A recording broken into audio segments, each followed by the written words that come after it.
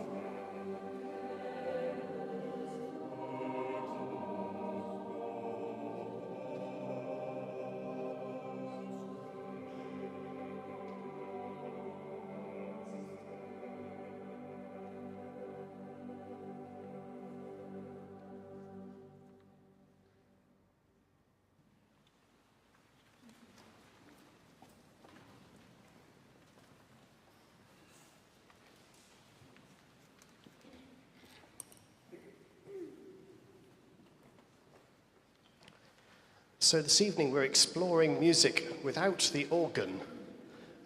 It's fine, you'll hear it being played later, just not with the choir this evening. So that last piece was a lovely piece of Tallis, Salvatore Bartolmundi. Tallis was a 16th century English composer, writing pieces in English and or Latin, depending on who was the monarch at the time, and which was least likely to get him into trouble, I guess. This next piece was written for a visit of Pope John Paul II to his homeland, Poland at the time. So this is a fantastic piece of music, ideally situated for a very large acoustic, which the nave of the Minster here has. So the cries of Maria will echo around the building in this particular piece.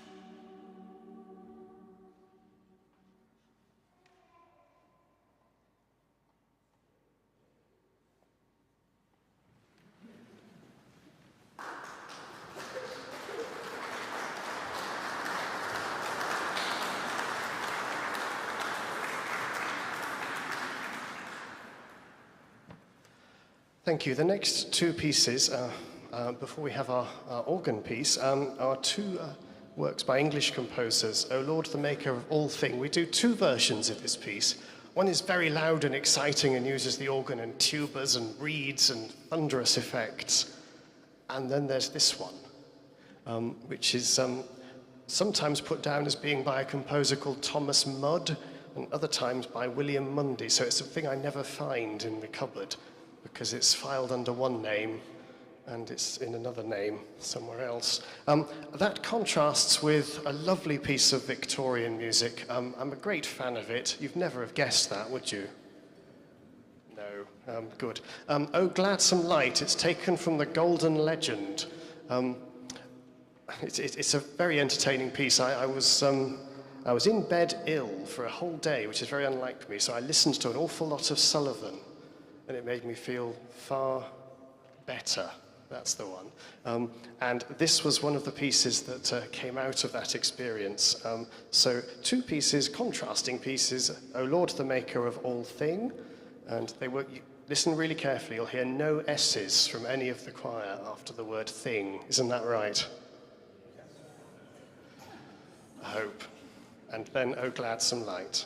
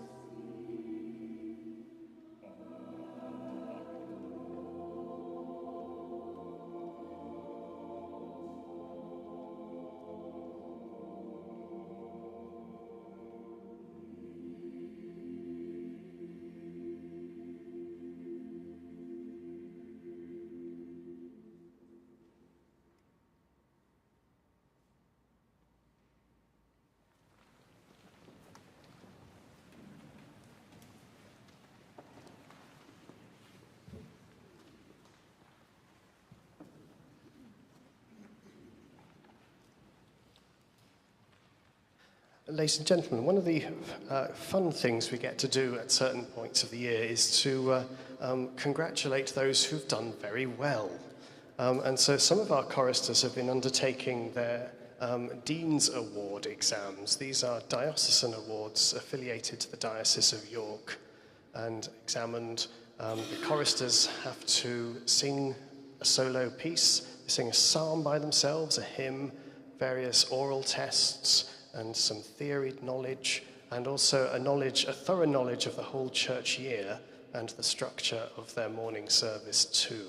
So can I ask those who have successfully completed their Dean's Award in the past term or two to come forward? That will be Grace and Percy and Jesse and Ezra and Cameron. I'm also going to ask David Armand, who has not done his Dean's Award. But David has been a member of the Minster Choir for well over 25 years now, I think.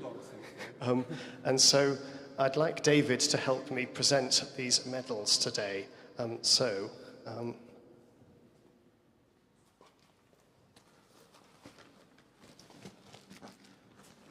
We'll start with Percy. Now, if you don't mind me saying Percy, Percy's grandparents are watching today, all the way from Zambia. So if we could say hello to George and Fenella, who are watching. Hello. Then they can see Percy get given his award. David, could you pass this to Percy Cresswell? Give Percy a round of applause.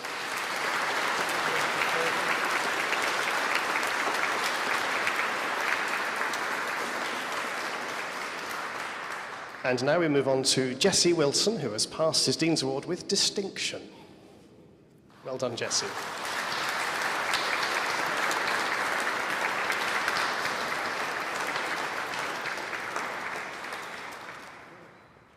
And I'm delighted to say that Cameron, one of our head choristers, has also achieved his Dean's Award. Congratulations, Cameron.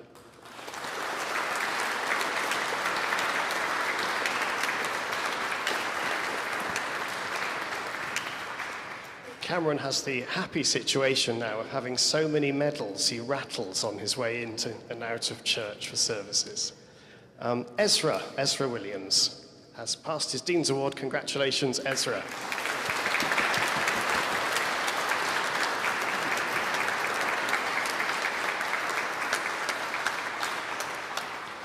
I've helpfully given David each medal in a sealed envelope, just to make his job extra complicated.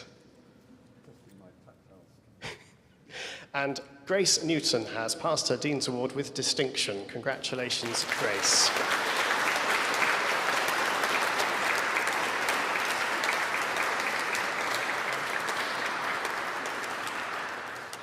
Well done, everyone. And I would also like Angelica to come forward at this point. Angelica has successfully passed her RSCM, the Royal School of Church Music Bronze Award, also with distinction. So congratulations to Angelica.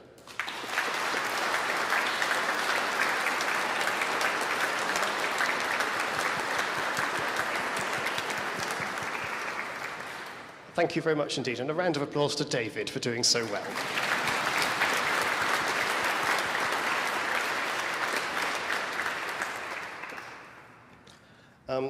Our next piece will be an organ piece. Lily Myers should have made her way up to the organ now, and will perform for us a piece of Bach.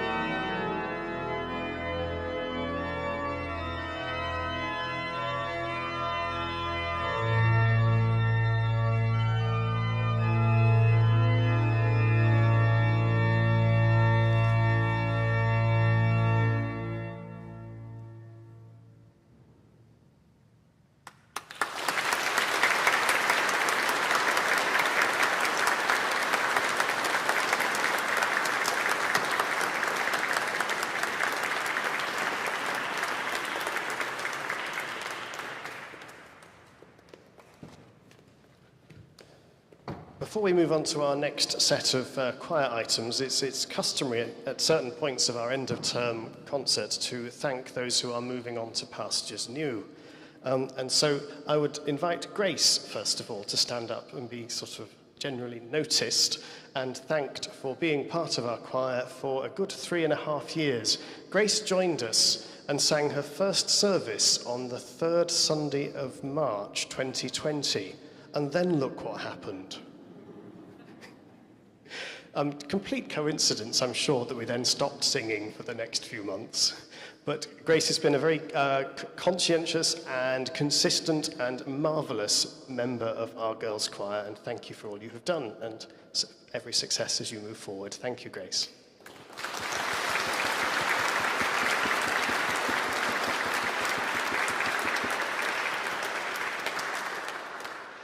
And I'd now invite Jess to stand up. Jess has been one of our head choristers in the girls' choir, and she has sung many a very splendid solo, often with very little notice on my part of being thoroughly disorganised, but also obviously to give her the experience of making these things happen at very short notice. And she has risen to every occasion with the sort of skills you'd expect from a thoroughly exceptional musician. So we thank you for all you've done as a member of our girls' choir, for being an inspiring and wonderful singer, and just a thoroughly lovely person and caring person for the rest of the choir. And we've really enjoyed having you as part of our choir, and wish you every success with what will undoubtedly be a very stellar career. Thank you very much indeed, Jess.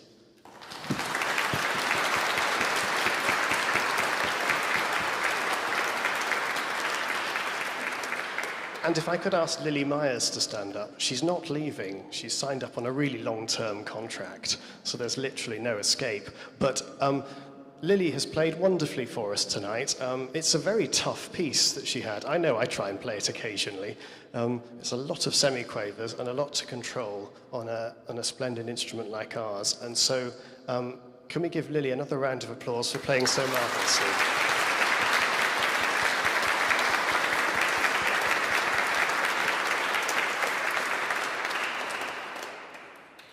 Our next 3 pieces take us all over Europe. So God So Loved the World is taken from Stainer's Crucifixion. We're not going to do the whole crucifixion unless anyone's brought some sleeping bags. No, okay, right. So we'll just do God So Loved the World, and the Abendlied as a lovely piece by Rheinberger, which is us singing in German, we hope. And the final piece by the Italian composer Giovanni da Palestrina is a setting of Psalm 43, I think. Like as the heart desireth the water brooks, so longeth my soul after thee, O Lord. So the next 3 pieces, God So Loved the World, Rheinberger's Abendlied, and Secret Cervus.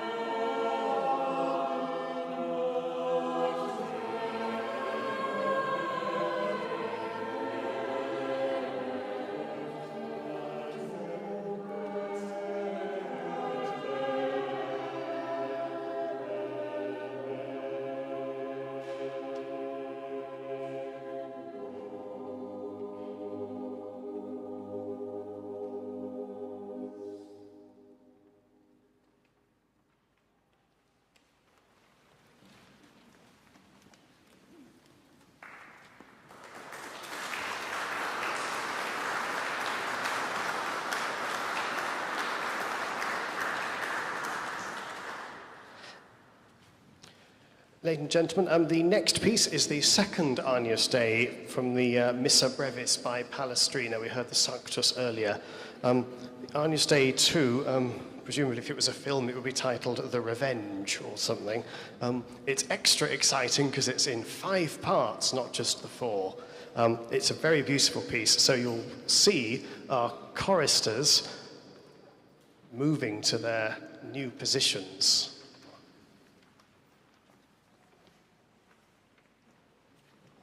That's gone well.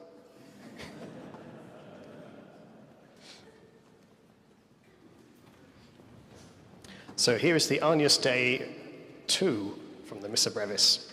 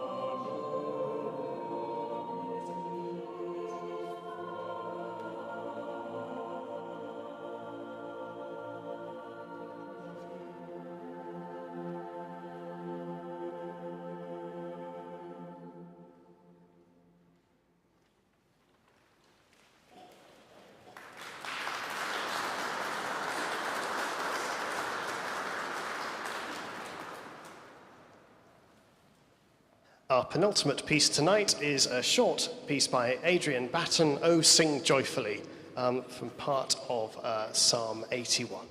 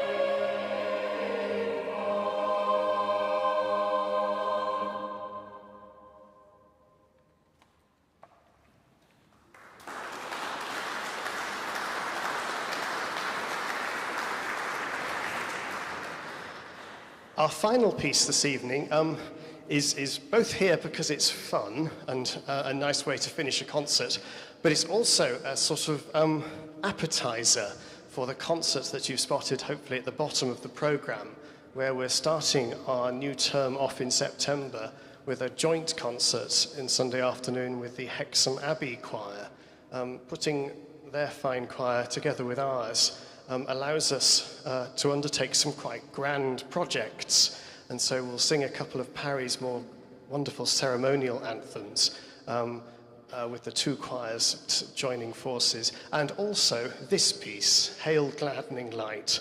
So this piece will also appear potentially twice as loud later on in the year in September. But thank you very much for coming, for supporting the concert, and for all the encouragement you have given to our wonderful choir over this past year. Thank you very much.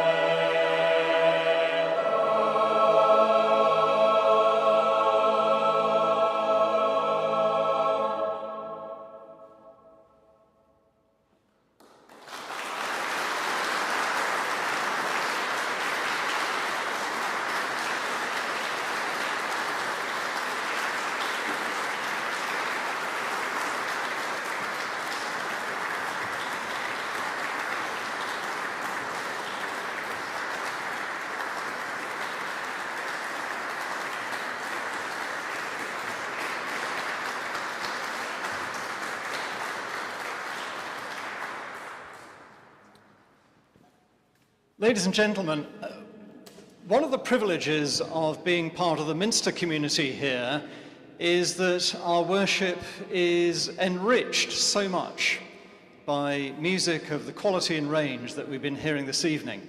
And it really is a great joy being part of this place and for one's worship to be lifted by this kind of music. And of course, at any one service, we normally only hear one or two pieces, like the ones we've heard this evening. So it's been a particular pleasure tonight to hear so much of the repertoire being performed, as it were, at one sitting. So thank you for that, folks. That's been a lovely experience. Music of this quality doesn't just happen. It's the result of a huge amount of commitment from a lot of different people. So I'd like to thank parents, grandparents, carers, all of those who get the choristers here for practices and services week after week throughout the year. It really is a family commitment, and we do appreciate that. So thank you for that. There's also a whole team of adults who help with the running and organizing of the choir. I'm going to name a few in some trepidation because I will almost certainly miss somebody important out, but I'm going to have a go anyway. Thanks to Rachel Dent, who runs the junior choir, which is a really significant feeding pool for the main Minster choir. And the junior choir it has a lot of fun, and they occasionally run concerts of their own. And Rachel is a fantastic force in making that happen and making it so much fun. Thanks to Mary Mead, who does so much to organise the annual choir tour. And it's great to see another one coming up to Hexham in October. But that's always a huge undertaking, but always goes so smoothly. Thanks to Rachel Collins, who does a huge amount with making sure the choristers are in the right place at the right time and that they look presentable. No mean achievement. Thank you, Rachel. And to Sue Wheeldon, too, who helps with directing when Robert can't be in two places at once. And there are others, music teachers who help with the tuition of the choristers and helping to lift the musical standards in a different context. So thank you, everybody, for all that you've done. It really is a wonderful achievement. And thank you particularly to Robert Poyser, our Director of Music, who oversees the whole thing, who keeps so many different plates spinning, and who does it all with such good humour. Robert has a remarkable gift for helping each individual to realise their musical potential, even if they don't always feel they've had as much rehearsal time as they might choose. But they rise to the occasion, and Robert knows how to bring out the best in them. So thank you, Robert. Thank you, team. Thank you, everybody. It's been a great year. The coming 6 weeks aren't a complete black hole. We do have visiting choirs. The worshipping life of the Minster continues with all sorts of different services and events. So it's an opportunity for choir members to see how other people do it. Do avail yourselves of that opportunity. But once again, everybody, thank you for this evening, and thank you for all that you've been doing through the year.